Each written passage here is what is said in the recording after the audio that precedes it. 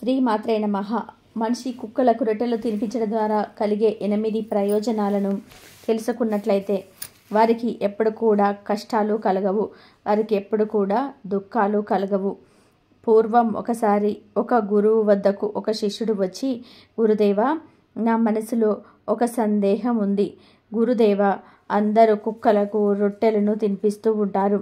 అలా రొట్టెలను తినిపించినందుకు మానవులకు ఎలాంటి ప్రయోజనం కలుగుతుంది అని అడుగుతాడు. అప్పుడు ఆ గురువు, నాయన, కుక్కలకు రొట్టెలను తినిపించడం ద్వారా ఒకటి కాదు 8 ప్రయోజనాలు కలుగుతాయి. ఆ 8 ప్రయోజనాల గురించి మానవులు తెలుసుకున్నట్లయితే వారి జన్మ ధన్యమైపోతుంది.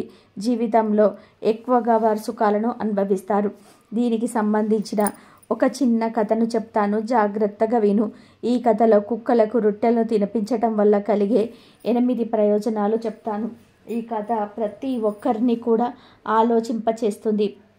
పూర్వం ఒక ఊరిలో ఒక నల్ల కుక్క ఉండేది. అది చాలా అమాయకమైన కుక్క.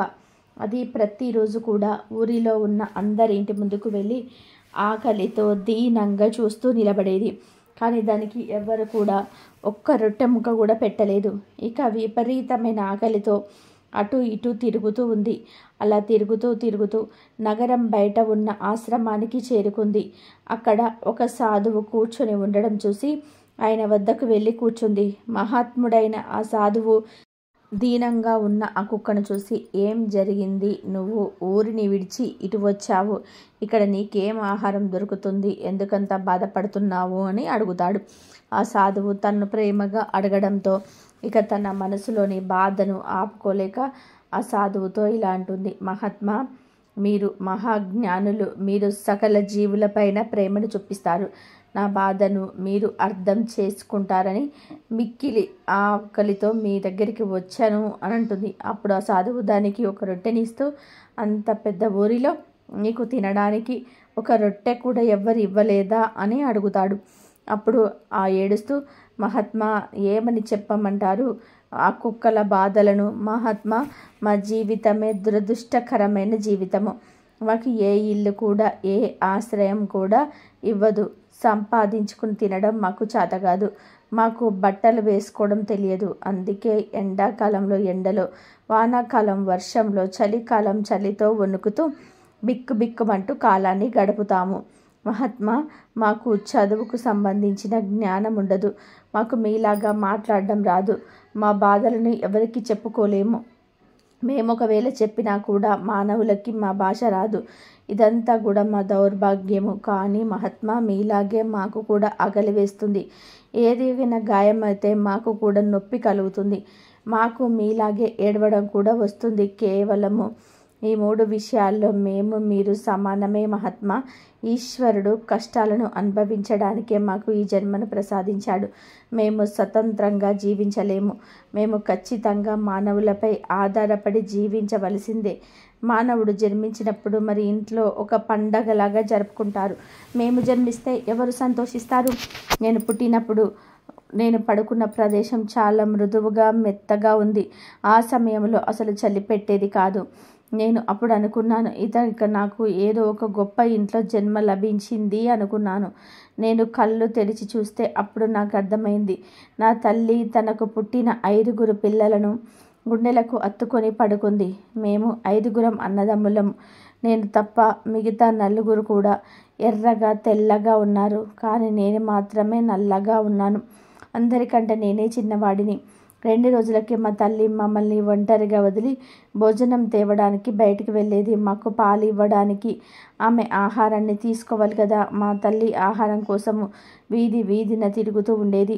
ఆ ఒక్క తల్లిపై మేము 5 ఆధారపడి ఉన్నాము. మా తల్లి ఎంత కష్టపడినా కూడా ఒకరోజు ఆహారం దొరికితే మరొక రోజు ఆహారం దొరికేది కాదు. కానీ మమ్మల్ని మాత్రం చాలా జాగ్రత్తగా కాపాడుకునేది. ఎవరిని మా దగ్గరకు రానిచ్చేది కాదు. ఎంతైనా తల్లి ప్రేమ కదా మహాత్మా. మా తల్లి రాత్రంతా కూడా మెలుకొని ఉంటూ ఊర్లోకి ఎవరైనా కొత్త వాళ్ళు వస్తే వారిని వెంబడించేది. అరుస్తూ అందరినీ అప్రమత్తంగా ఉండే విధానంగా చూసేది. మా తల్లికి భయపడి పక్క ఊరి కుక్కలు కూడా ఈ ఊరికి వచ్చేవి కావు. ఊర్లోనే కాకుండా ఊరి బయట ఉండే పంటలను జంతువుల బారి నుండి కాపాడేది. అంత మేలు చేస్తున్న మా తల్లికి ఆ ఊరి వాళ్ళు ఆహారం సరిగ్గా పెట్టేవారు కాదు. ఆహారం కోసం ఆకలిని తట్టుకోలేక ఇంటి ముందుకు వచ్చి అరిస్తే కొంతమంది కర్రలతోనూ నా తల్లిని వెంబడించి కొట్టేవారు. ఇక ఆ రోజు ఆకలితోటే ఉండిపోయేది. మహాత్మా, మీలాగే మాకు కూడా కడుపు ఉంది, మాకు కూడా ఆకలి వేస్తుంది. పైగా మా అమ్మకు తన పిల్లల గురించిన చింత కూడా ఉంది. ఎంత బాధలో ఉన్నా, ఎంత ఏడ్చినా మమ్మల్ని ఎవరు పట్టించుకునేవారు కాదు. ఇక చివరికి ఆకలిని తట్టుకోలేక ఇంట్లోనికి చొరపడి ఆహారం దొంగతనం చేయవలసి వచ్చేది. ఇక ఆ రోజైనా ఏదో తినడానికి అక్కడ లభిస్తే దానితోనే తన కడుపు నింపుకొని మా కోసం కొద్దిగా పట్టుకొచ్చేది. ఒకవేళ దొంగతనం చేస్తూ దొరికిపోతే ప్రజలు కర్రలు పట్టుకొని వెంటపడి మరి కొట్టేవాళ్ళు. మా తల్లి నొప్పిని భరించలేక రాత్రంతా కూడా బోరున ఏడిచేది. మహాత్మా, మా తల్లి అంత పెద్ద తప్పు ఏం చేసింది? ఆహారమే కదా దొంగతనం చేసింది. మేము దొంగతనం చేసేది ధనం కోసం కాదు, కేవలము ఒక పూట కడుపు నిండా ఆహారం కోసం మాత్రమే. మహాత్మా, ఒకరోజు విపరీతమైన వర్షం వచ్చింది. దానికి తోడు విపరీతమైన చలి. ఇక చలికి వానకి తట్టుకోలేక ఒకే రోజు నా 3 అన్నదమ్ములు మరణించారు. చనిపోయిన పిల్లల్ని చూసి నా తల్లి చాలా ఏడ్చింది. కానీ ఆ బాధలను, ఏడుపుని ఎవరు పట్టించుకుంటారు? ఎందుకంటే చనిపోయింది మానవులు కాదు కదా మహాత్మా. ఇక మేమిద్దరం అన్నదమ్ములమే మిగిలాము. మా అమ్మ ఇద్దరిని బాగానే చూసుకుంటుంది. మేము మా అమ్మ వెనకాలే తిరిగేవాళ్ళము. ఒకరోజు ఊళ్ళో ఒక పెద్ద వ్యాపారి ఇంట్లో గొప్పగా విందు జరిగింది. రకరకాల వంటల్ని చేస్తున్నారు.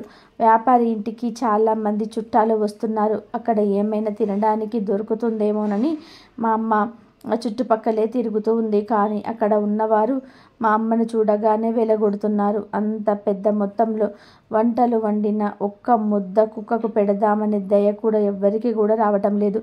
ఒక్క రొట్టె ఇస్తే వారికి ఏం నష్టం కలుగుతుంది?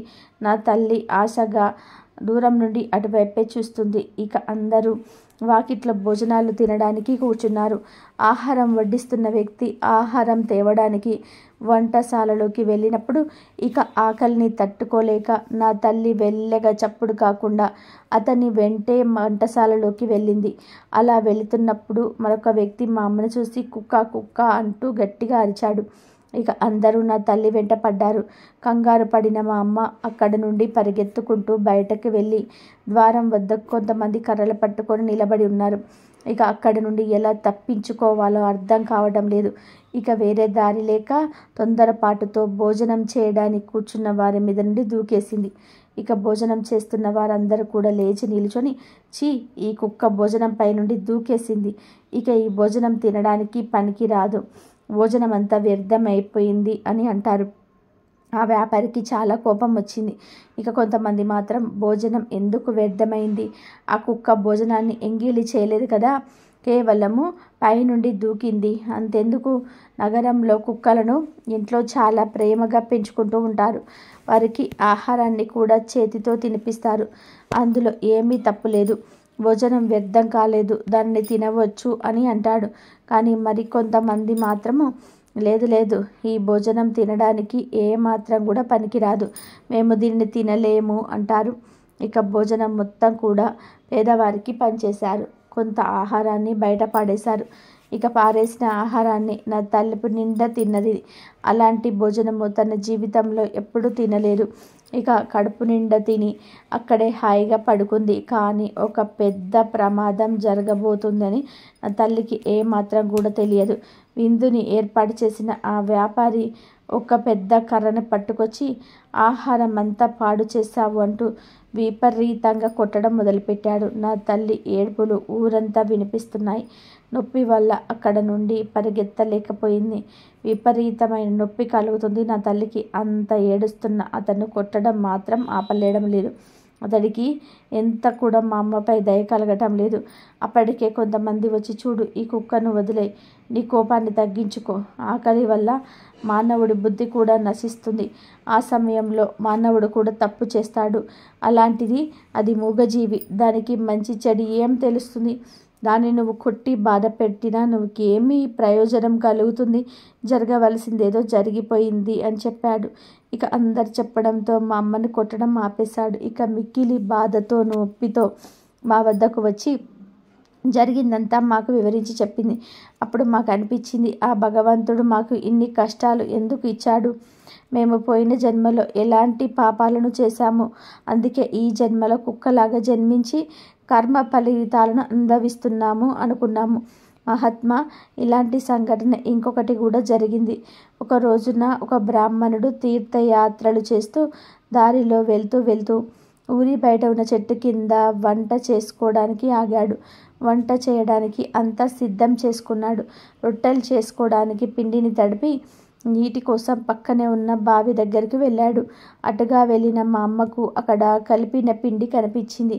అటు ఇటు చూసింది, ఎవ్వరూ కనిపించలేదు. ఎవరో వదిలేసి వెళ్ళినట్టున్నారు అని భావించి ఆ పిండి తినడం మొదలుపెట్టింది. అటు బ్రాహ్మణుడు తిరిగి వస్తూ కుక్కను పిండి తినడం చూసి చాలా బాధపడతాడు. ఎందుకంటే అతను కూడా 2 రోజుల నుంచి ఉపవాసమే ఉన్నాడు. అతడికి కూడా విపరీతమైన ఆకలి వేస్తుంది. అప్పుడు 2 వ్యక్తులు వచ్చి, అయ్యో, నీ ఆహారాన్ని కూడా ఈ కుక్క తినేసిందా? ఈ కుక్క మొన్న కూడా ఊర్లోని వ్యాపారి ఆహారాన్ని కూడా మొత్తము పాడు చేసింది అంటాడు. అప్పుడు ఆ బ్రాహ్మణుడు, అయ్యో, ఈ కుక్క నా ఆహారం కోసం కాచుకొని కూర్చున్నట్టుంది. నేను అటు వెళ్ళగానే అతడు చూసి ఆ పిండినంతా కూడా తినేసింది అంటూ ఆ వెనక ముందు ఏమీ ఆలోచించకుండా ఒక కర్ర తీసుకొని విపరీతంగా కొడుతున్నాడు. దానితో మా అమ్మ కాలు విరిగిపోయింది. ఇక మా అమ్మ ఆ పిండిని సరిగ్గా తిననే లేదు, కానీ దెబ్బలు మాత్రం పూర్తిగా తిన్నది. ఇలా నెల రోజులు మా అమ్మ కుంటూ తిరిగింది. ఈ మానవుడు ఎంత స్వార్థపరుడో మాకు ఆ రోజు అర్థమైంది. మేము మానవులకి ఎంతో సహాయం చేస్తాము, అయినా కూడా మానవులు మమ్మల్ని అర్థం చేసుకోవడం లేదు. ఎంత జరిగినా ఏం జరిగినా మేము ఆ మానవులపై ఆధారపడి బతకాల్సిందే. అంతకు మించి మాకు వేరే దారి లేనే లేదు. మేము మానవుల ఇంటికి కాపలాగా ఉంటాము, వారికి ఎన్నో రకాల సేవలు చేస్తాము. అయినా మమ్మల్ని మానవులు గుర్తించటం లేదు. అయినా మా జీవితం కష్టాలతో నిండి ఉంటుంది అంటూ ఏడుస్తూ తన బాధను చెప్పింది. ఆ కుక్క ఈ కథను ముగించిన తర్వాత ఆ గురువు, నాయనా, ఈ కథను జాగ్రత్తగా విన్నావు కదా, కుక్కల వలన మానవులకి ఎన్ని ప్రయోజనాలు ఉన్నాయో తెలుసుకున్నావు కదా.